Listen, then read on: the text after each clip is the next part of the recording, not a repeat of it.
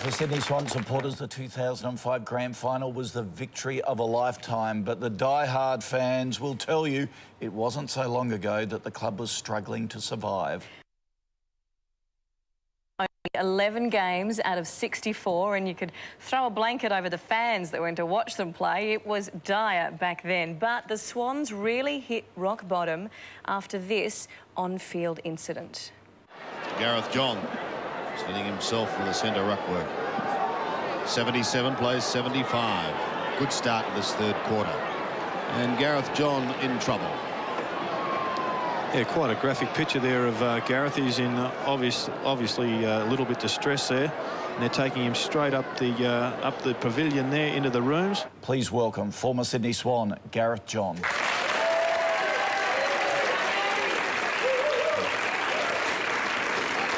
Thank you for joining us. Now, of course, we've just seen the pictures, but for those who don't remember, tell us what happened that day at the SCG. I ran in for the ball, got clipped by the umpire, and then Simon Madden jumped in early and managed to get his knee into my throat. That's how early he jumped. So smashed my larynx in 5 places. Did you know immediately that you were in trouble? Pretty much straight away, yeah. But you walked off the field? Yeah. Yeah, the Swans actually couldn't locate their stretcher at that time, so I didn't really have any other alternative. And the doctor, you can see there on screen, she was fantastic, but she sat me on the rub-down bench and pulled out a scalpel and said, hold my fingers, and if you stop breathing, I'm going to have to cut your throat open and perform an emergency tracheotomy. Oh. So that was a pretty, seemed for an eternity while the ambulance turned up. They couldn't find the first ambulance drivers. They were actually at the ground. But because I walked off, I think they thought that I had a broken jaw. So they called a second ambulance, which went to the wrong entrance, and by the time they got there, it almost completely stopped breathing. Oh, so, and had an emergency trachea at the hospital. Yeah, well, that's what I was saying. It eventually arrived, and you did have an emergency tracheotomy. I understand you were awake when it happened. That's right. To breathe, it was a very conscious action. I had to concentrate to get every breath. Did they ever explain how close you came to losing your life that day, the doctors? I think so. By the time I got to the hospital, I had nearly stopped breathing, and they performed that tracheotomy pretty quickly. So had I been further away from the hospital or under different circumstances from St Vincent's, then there's every chance that I could have suffocated and died. What did you have to overcome in order to play again, and why? Why did you want to do it? I grew up with football. My father was a vice-captain, coach, president, current AFL commissioner. And I love the Sydney Swans, and in fact I got a chance to play with a lot of the players that I'd actually idolised as a child, so I really wanted to get back onto the field.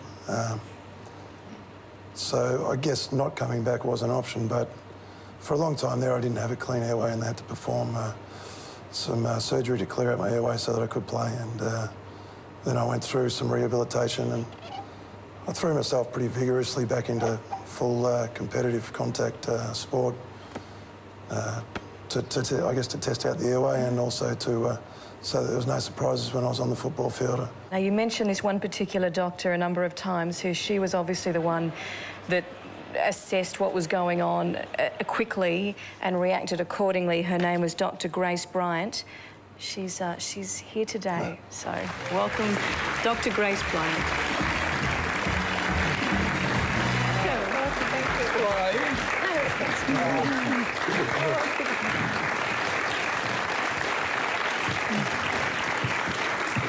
Dr Bryant, tell us of your memories of that day. You had to walk off because there was no stretcher. You had to wait an eternity for the ambulance. What was going through your mind at that stage? Were you thinking, boy, we could lose him here?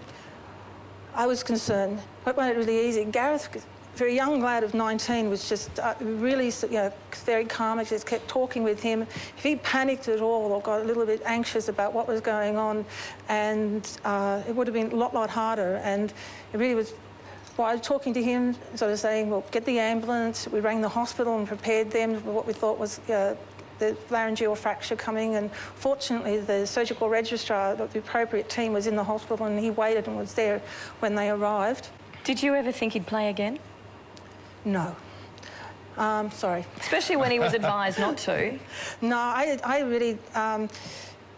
the injury that he sustained, you know, one of the vocal cords, part of the laryngeal fracture, one of his vocal cords had moved. The nerve that supplied that vocal cord was damaged and had a bit of paralysis, and so his airway was always going to be, you know, a bit weaker, sort of going down. So the fact that he got back, I think, is a tremendous testament to his drive and courage to be able to get, you know, to football at that level. 15 years on, what do you do now? I had my last year actually with North Melbourne and down in Melbourne, and then I came back and I've been living and working in Sydney for the last 10 years and dedicating a lot of my time actually to charity work, and on the committee for the Golden Stave, the Aussie rock and roll charity, Right. raised $1 million for children, and I've supported a player in Sydney in the local league who was suffered a very serious head injury playing as a player for Troy Luff's team at Balmain at the time. I supported him financially to help him through his injury. He got injured at 19, at the same age as what I did, and so I guess I've done my best along the way to try and give back to people that have been less fortunate or in situations where I feel I can help them. That's fantastic. You're made of tough stuff. Gareth John, Dr Grace Bryant, thank you both very much. Ladies and gentlemen, please thank our guests.